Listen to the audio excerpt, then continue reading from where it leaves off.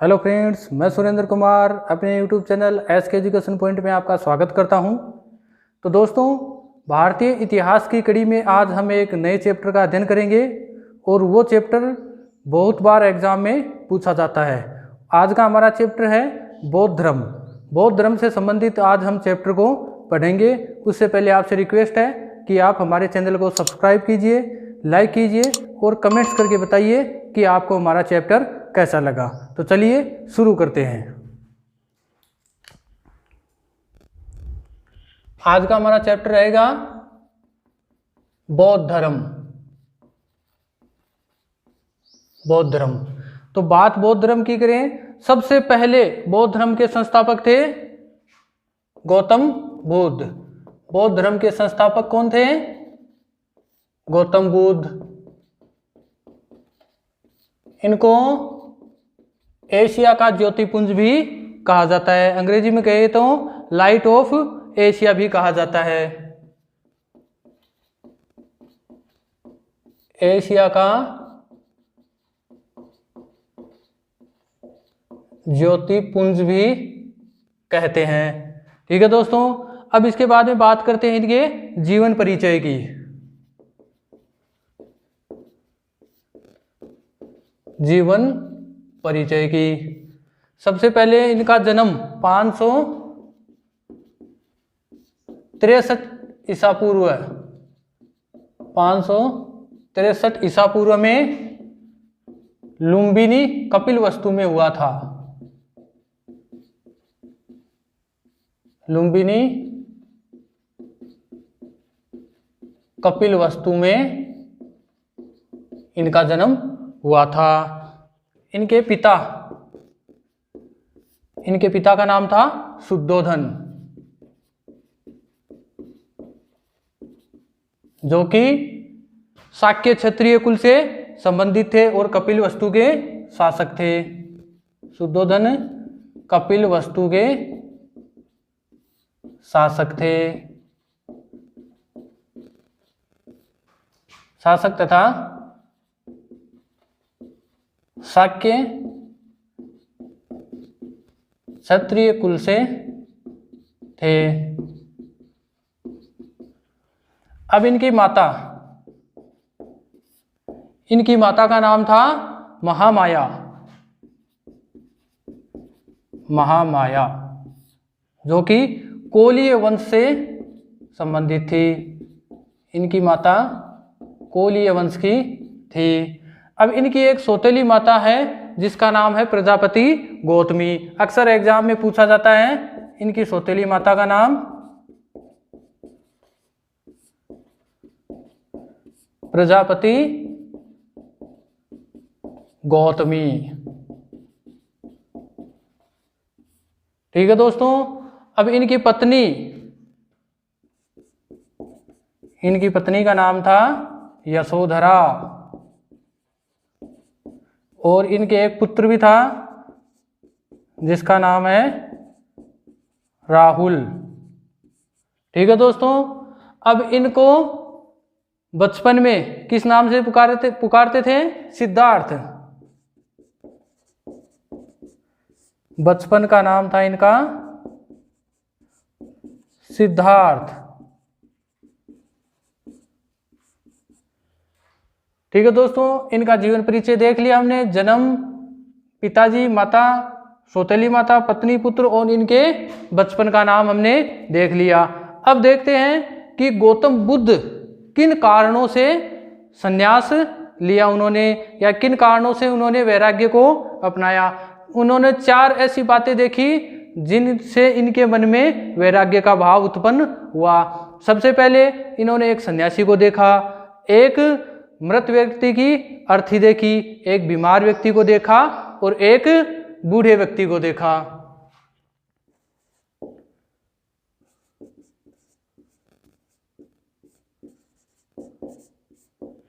दोस्तों, बुद्ध, जिनको पहले सिद्धार्थ कहा जाता था, बचपन में इनका नाम सिद्धार्थ था, तो इन बुद्ध को विचलित करने वाले दृश्य कौन कौन से थे? सबसे पहले था एक सन्यासी, फिर दूसरा मृत व्यक्ति की अर्थी, मृत व्यक्ति की अर्थी, तीसरा एक बीमार व्यक्ति, और चौथा बूढ़ा व्यक्ति। जब सिद्धार्थ ने इन चारों दृश्यों को देखा तो इनके मन में वैराग्य का भाव उत्पन्न हुआ। अब जैसे इन्होंने क्या हुआ, घर को छोड़ा, ये सबसे पहले 29 वर्ष की उम्र में इन्होंने घर को छोड़ा था। 29 वर्ष की आयु में गृह त्याग किया था। जब इन्होंने गृह त्याग किया था तब इनके साथ जो घोड़ा था उस घोड़े का नाम था कंथक, और उस घोड़े का जो सारथी था उसका नाम था छंदक।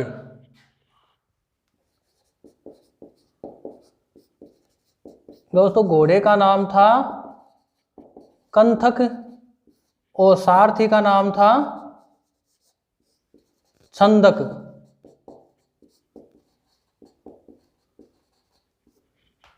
घोड़े का नाम कंथक और सारथी का नाम छंदक। इन्होंने इन दोनों को अनोमा नदी के किनारे छोड़ दिया था और ये फिर आगे चले गए थे।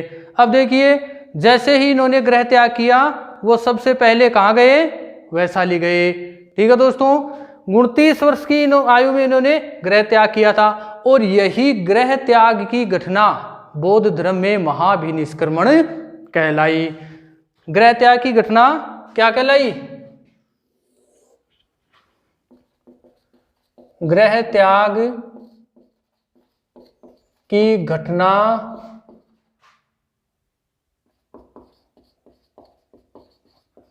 को बौद्ध धर्म में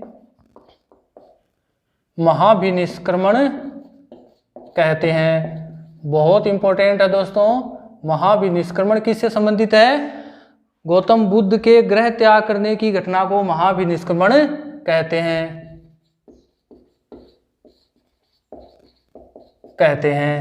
ठीक है दोस्तों, उसके बाद में ये सबसे पहले गृह त्याग करने के बाद में सबसे पहले वैशाली गए, वैशाली नगर गए। वहां पर इनको सबसे पहला गुरु आलार कमान मिला, जिनसे उन्होंने सांख्य दर्शन की शिक्षा प्राप्त की। सबसे पहले कौन से गुरु मिले, आलार कमान। सबसे पहले गुरु थे इनके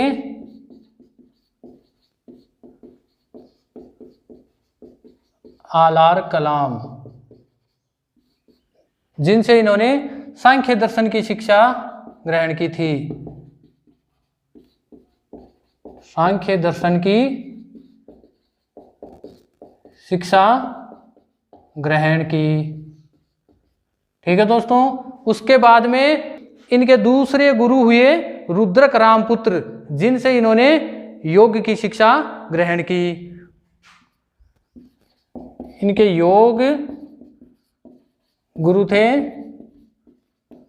रुद्रक राम पुत्र, इनसे इन्होंने योग की शिक्षा ग्रहण की। ठीक है दोस्तों, 6 वर्ष की कठिन तपस्या के बाद इन्होंने 6 वर्ष तक तपस्या की। 6 वर्ष की कठिन तपस्या के बाद इनको ज्ञान की प्राप्ति हुई। मतलब 29 वर्ष की अवस्था में इन्होंने घर छोड़ा था और 6 वर्ष की अवस्था में इनको ज्ञान की प्राप्ति हुई। मतलब 35 वर्ष की अवस्था में इनको ज्ञान की प्राप्ति हुई थी। अब देखिए कि ज्ञान की प्राप्ति कहाँ पर हुई, कौन सी नदी के किनारे हुई, कौन से वृक्ष के नीचे हुई, वो सब यहाँ पर देखेंगे, जो एग्जाम की दृष्टि से बहुत ही महत्वपूर्ण है। कुल 6 वर्ष की तपस्या के बाद 35 वर्ष की आयु में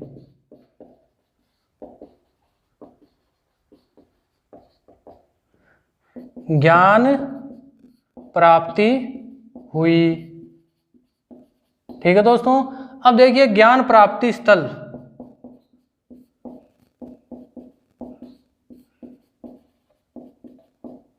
ज्ञान प्राप्ति स्थल कौन सा स्थल था जहां पर इनको ज्ञान की प्राप्ति हुई? इनको उरुवेला, उरुवेला में ज्ञान प्राप्ति हुई। ठीक है दोस्तों। नदी निरंजना नदी, जिसे फाल्गु नदी भी कहते हैं, फाल्गु नदी, निरंजना नदी। ठीक है दोस्तों। वृक्ष, पीपल के वृक्ष के नीचे इनको ज्ञान की प्राप्ति हुई थी, पीपल वृक्ष। ठीक है दोस्तों। ज्ञान प्राप्ति स्थल उरुवेला, नदी निरंजना नदी, वृक्ष पीपल, और वैशाख पूर्णिमा के दिन,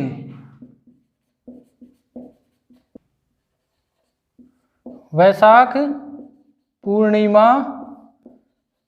के दिन ज्ञान प्राप्ति हुई। और जो स्थान, जिस स्थान पर इनको ज्ञान की प्राप्ति हुई वह स्थान बोध गया कहलाया। ज्ञान की प्राप्ति के बाद वह स्थान बोध गया कहलाया। अब देखिए ज्ञान प्राप्ति की घटना, मतलब इनको जब ज्ञान की प्राप्ति हुई यह घटना संबोधि घटना कहलाई। क्या कहलाई? संबोधि। मतलब बौद्ध धर्म में संबोधि किसको कहते हैं? महात्मा बुद्ध को ज्ञान प्राप्ति हुई उस घटना को संबोधि कहते हैं। ज्ञान प्राप्ति की घटना को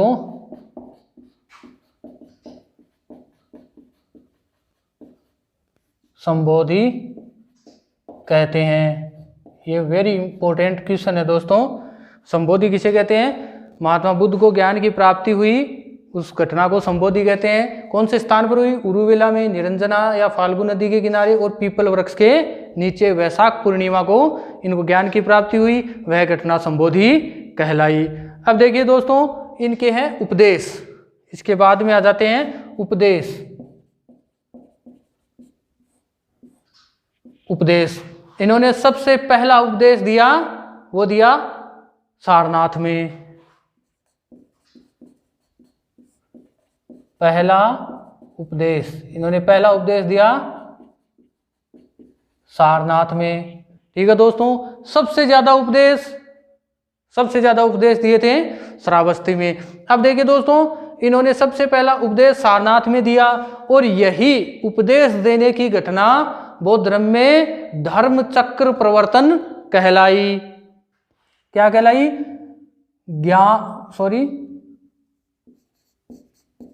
उपदेश देने की घटना बौद्ध धर्म में धर्म चक्र प्रवर्तन कहलाई। धर्म चक्र प्रवर्तन कहलाई। धर्म चक्र प्रवर्तन कहलाई। सबसे ज्यादा उपदेश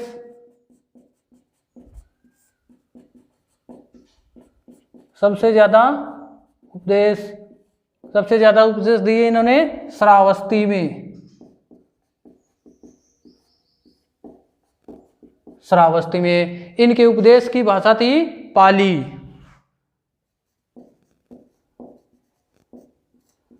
उपदेश की भाषा थी इनकी पाली। पाली भाषा में इन्होंने उपदेश दिए। ठीक है दोस्तों, इतना आपको समझ में आ गया होगा। एक बार देखते हैं दोबारा। बौद्ध धर्म, इनके संस्थापक थे गौतम बुद्ध, जिन्हें एशिया का ज्योतिपुंज भी कहते हैं। अब देखिए इनका जीवन परिचय। इनका जन्म 563 ईसा पूर्व में लुम्बिनी कपिलवस्तु में हुआ था। पिताजी इनके शुद्धोधन थे जो कि कपिलवस्तु के शासक थे और शाक्य क्षत्रिय कुल से संबंधित थे। माता इनकी महामाया थी जो कोलीय वंश से संबंधित थी। इनकी सौतेली माता का नाम प्रजापति गौतमी था। इनकी पत्नी का नाम यशोधरा था। पुत्र का नाम राहुल था, इनके बचपन का नाम था सिद्धार्थ। अब देखिए कि बुद्ध को विचलित करने वाले दृश्य जिनसे इन्होंने संन्यास या वैराग्य धारण किया। एक सन्यासी को देखा, मृत व्यक्ति की अर्थी देखी, एक बीमार व्यक्ति को देखा और एक बूढ़े व्यक्ति को देखा। फिर 29 वर्ष की आयु में इन्होंने गृह त्याग किया और यह गृह त्याग करने की घटना बौद्ध धर्म में महाभिनिष्क्रमण कहलाई। ठीक है दोस्तों, जब इन्होंने गृह त्याग किया था तब इनके साथ जो घोड़ा था उस घोड़े का नाम था कंथक और इनके सारथी का नाम था छंदक। अब इन्होंने जैसे गृह त्याग किया वे सबसे पहले वैशाली गए और इनके सबसे पहले गुरु आलार कलाम थे जिनसे इन्होंने सांख्य दर्शन की शिक्षा प्राप्त की थी। इनके योग गुरु जो इनके दूसरे गुरु थे वो रुद्रक रामपुत्र थे जिनसे इन्होंने योग शिक्षा प्राप्त की। कुल 6 वर्ष की तपस्या के बाद 35 वर्ष की आयु में इनको ज्ञान की प्राप्ति हुई और यही ज्ञान की प्राप्ति बौद्ध धर्म में संबोधि घटना कहलाई। ज्ञान प्राप्ति की घटना संबोधि घटना कहलाई। अब जो ज्ञान प्राप्ति स्थल था वो था उरुवेला, जो ज्ञान प्राप्ति के बाद में बोध गया कहलाया। नदी थी निरंजना जिनको फाल्गु नदी भी कहते हैं। वृक्ष था पीपल वृक्ष और वो दिन था जिनको ज्ञान की प्राप्ति हुई वो था वैशाख पूर्णिमा। वैशाख पूर्णिमा के दिन उनको ज्ञान की प्राप्ति हुई। ज्ञान प्राप्ति की घटना संबोधि कहलाई। उपदेश, अब देखिए इनका पहला उपदेश था वो सारनाथ ऋषिपत्तनम में था। उपदेश देने की घटना को बौद्ध धर्म में धर्मचक्र प्रवर्तन कहलाई। मतलब उपदेश, पहला उपदेश इन्होंने दिया वो घटना धर्मचक्र प्रवर्तन कहलाई। इनने सबसे ज्यादा उपदेश दिए वो श्रावस्ती में दिए। इनके उपदेश की भाषा थी वो थी पाली। ठीक है दोस्तों, इतना आपको उम्मीद करता हूं अच्छे से समझ में आया होगा। अब आगे बढ़ते हैं। अब देखिए दोस्तों, बौद्ध धर्म जो कि बाद में 2 वर्गों में विभक्त था।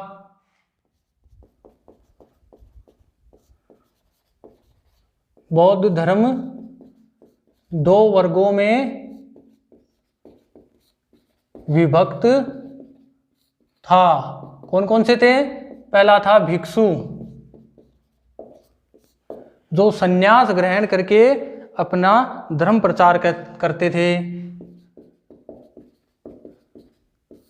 संन्यास अपनाकर धर्म प्रचार करते थे वो कहलाए भिक्षु। दूसरे थे उपासक जो गृहस्थ रहकर धर्म प्रचार करते थे। गृहस्थ रहकर धर्म प्रचार करते थे। बौद्ध धर्म 2 वर्गों में विभक्त था। पहला भिक्षु और दूसरा उपासक। मतलब भिक्षु कहलाते थे जो संन्यास धारण किया फिर धर्म प्रचार करते थे, और उपासक वो थे जिन्होंने गृहस्थ रहकर धर्म प्रचार किया, वे उपासक कहलाए। अब देखिए दोस्तों, बौद्ध धर्म में सम्मिलित होने को उपसंपदा कहा जाता था। उपसंपदा किसे कहते थे? बौद्ध धर्म में सम्मिलित होने को उपसंपदा कहते थे। क्वेश्चन पूछ लिया जाता है कि उपसंपदा किससे संबंधित है, तो बौद्ध धर्म में सम्मिलित होने को उपसंपदा कहते थे। अब देखिए कि बुद्ध ने धर्म के उपदेश देने के लिए जिन जिन स्थानों का भ्रमण किया वो देखते हैं एक बार। बुद्ध का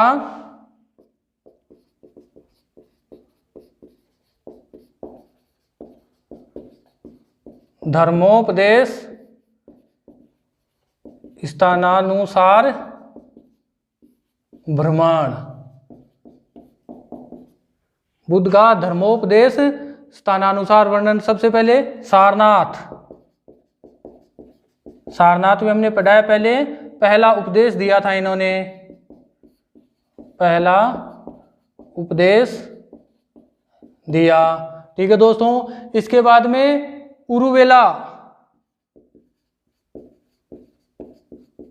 उरुवेला या बोध गया।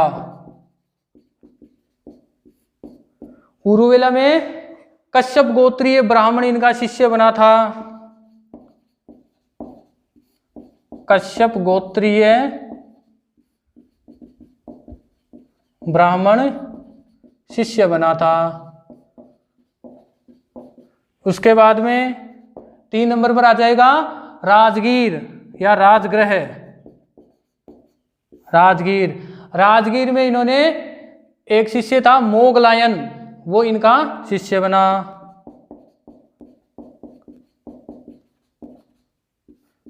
मोगलायन शिष्य बना कहां पर?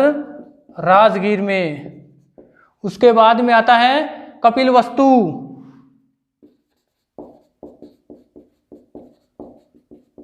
कपिलवस्तु, यहां पर बुद्ध परिवार है वो शिष्य बने। इनके अपना ही परिवार था, वो इनका शिष्य बना।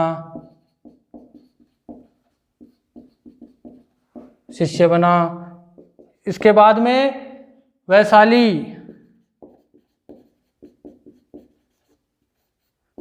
वैशाली, वैशाली में इन्होंने भिक्षुणी संघ की स्थापना की थी। भिक्षुणी संघ की स्थापना वैशाली में की थी। फिर अंतिम आ जाता है पावापुरी। यहां पर ये पेचिश रोग से पीड़ित हो गए थे। पेचिश रोग से पीड़ित हो गए थे। ठीक है दोस्तों, बुद्ध का इन्होंने धर्म उपदेश देने के लिए जिन जिन स्थानों का क्रमशः भ्रमण किया था वो हमने देखे हैं। अब देखिए बौद्ध धर्म की मान्यताएं। बौद्ध धर्म में क्या क्या मान्यताएं हैं?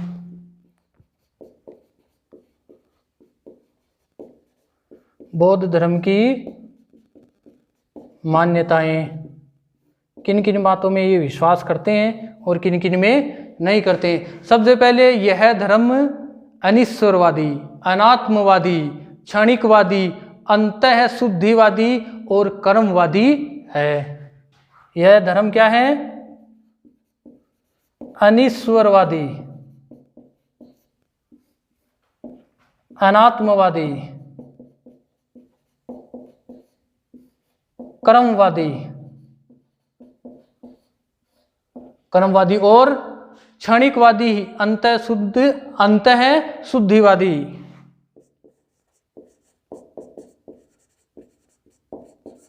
क्षणिकवादी और अंतः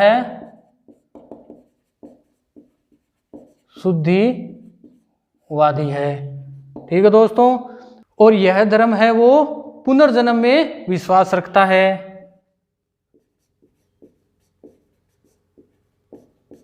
पुनर्जन्म में विश्वास रखता है। बौद्ध धर्म की मान्यताओं में के अनुसार ये पुनर्जन्म में विश्वास रखते हैं। अब इन्होंने त्रिरत्न बताए हैं, उनका अध्ययन भी हम करेंगे। बौद्ध धर्म के त्रिरत्न कौन कौन से हैं? बुद्ध, धम्म और तीसरा संघ। बौद्ध धर्म के त्रिरत्न है बुद्ध, संघ, धम्म। एग्जाम की दृष्टि से वेरी वेरी इंपॉर्टेंट है। पूछ लिया जाता है कि त्रिरत्न से संबंधित कौन सा नहीं है या कौन सा त्रिरत्न से संबंधित है। ठीक है दोस्तों, तो जैन धर्म के त्रिरत्न बुद्ध, धम्म और संघ है। बौद्ध धर्म से संबंधित जो भी प्रतीक चिन्ह है उनका हम अध्ययन करेंगे। इनके प्रतीक चिन्ह, प्रमुख प्रतीक चिन्ह कौन कौन से हैं? प्रमुख प्रतीक चिन्ह महात्मा बुद्ध के जन्म से लेकर मृत्यु तक जिन जिन घटनाओं के जो जो घटनाएं हुई हैं उनसे संबंधित क्या प्रतीक चिन्ह है वो हम देखते हैं। सबसे पहले जन्म। जन्म से इनका सबसे पहले है जन्म। जन्म का प्रतीक चिन्ह है कमल या सांड। कमल और सांड इनका जन्म का प्रतीक है। गृह त्याग, गृह त्याग इसका प्रतीक चिन्ह है घोड़ा। ठीक है दोस्तों, फिर है ज्ञान, ज्ञान का प्रतीक चिन्ह है पीपल, जिसको बोधि वृक्ष भी कहते हैं। ठीक है दोस्तों, जैसे गृह त्याग इन्होंने घोड़े पर, घर से ये घोड़े पर निकले थे तो घोड़ा, और ज्ञान इनको पीपल के नीचे हुआ था तो इनको ज्ञान से संबंधित है पीपल का वृक्ष। अब देखिए चौथा समृद्धि, समृद्धि का प्रतीक चिन्ह है शेर। पांचवा है उपदेश, उपदेश से संबंधित है चक्र।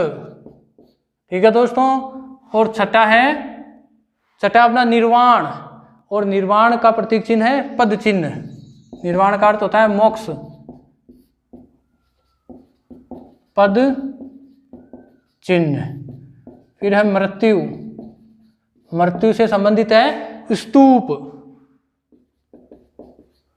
मृत्यु के बाद में स्तूप बनाए जाते हैं तो मृत्यु से संबंधित है स्तूप। दोस्तों, बुद्ध ने अपने शिष्य महाकत्सायन को उज्जैन भेजा था। इनका एक शिष्य था, बुद्ध ने अपने शिष्य महाकत्सायन को उज्जैन भेजा था। पूछ लिया जाता है कई बार कि किसको इन्होंने उज्जैन भेजा था। अपने शिष्य महाकत्सायन को उज्जैन भेजा था। ठीक है दोस्तों, देखते हैं, देखें एक बार दोबारा। बौद्ध धर्म है वो दो भागों में विभक्त था, भिक्षु और उपासक। भिक्षु संन्यास अपनाकर धर्म प्रचार करते थे, उपासक ग्रस्त रहकर धर्म प्रचार करते थे। बौद्ध धर्म में सम्मिलित होने की घटना को उपसंपदा कहते थे। फिर उसके बाद में बुद्ध का धर्मोपदेश स्थानानुसार भ्रमण, कहाँ कहाँ गए, पहले सारनाथ इन्होंने पहला उपदेश दिया, फिर उरुवेला यहाँ पर कश्यप गोत्रीय ब्राह्मण इनका शिष्य बना था, फिर राजगृह मोगलायन शिष्य बना, कपिलवस्तु में बुद्ध परिवार शिष्य बना, वैशाली में इन्होंने भिक्षुणी संघ की स्थापना की, फिर पावापुरी में ये पेचिश रोग से पीड़ित हुए। अब देखिए बौद्ध धर्म की मान्यताएं, बौद्ध धर्म क्या क्या मान्यताएं हैं। ये एक तो अनिश्वरवादी है, ईश्वर में विश्वास नहीं रखता है। अनात्मवादी, आत्मा का भी कोई वर्णन नहीं है। क्रमवादी, क्रम में विश्वास रखते हैं। क्षणिकवादी और अंतः शुद्धिवादी थे। दूसरा है पुनर्जन्म में विश्वास रखते हैं, पुनर्जन्म में इनका विश्वास है। अब बौद्ध धर्म के त्रिरत्न, पहला है बुद्ध, दूसरा धम्म और तीसरा संघ। इनके प्रमुख प्रतीक चिन्ह है, जन्म से संबंधित है कमल और सांड, गृह त्याग से घोड़ा, ज्ञान से पीपल या बोधि वृक्ष, समृद्धि से शेर, पांचवा है उपदेश से चक्र, निर्वाण से पद चिन्ह और सातवां है मृत्यु से स्तूप। फिर देखिए बुद्ध ने अपने शिष्य महाकत्सायन को धर्म प्रचार के लिए उज्जैन भेजा था। ठीक है दोस्तों, आज अपना पाठ पहला यहीं पर खत्म करते हैं। अगले वीडियो में पार्ट सेकंड लेकर आएंगे। उस वीडियो में बौद्ध धर्म की प्रमुख सभाएं या संगीतियां हुई उनका वर्णन करेंगे और बुद्ध धर्म के शील और जो गुण हैं उनका आगे अध्ययन करेंगे। ठीक है दोस्तों, तब तक के लिए धन्यवाद।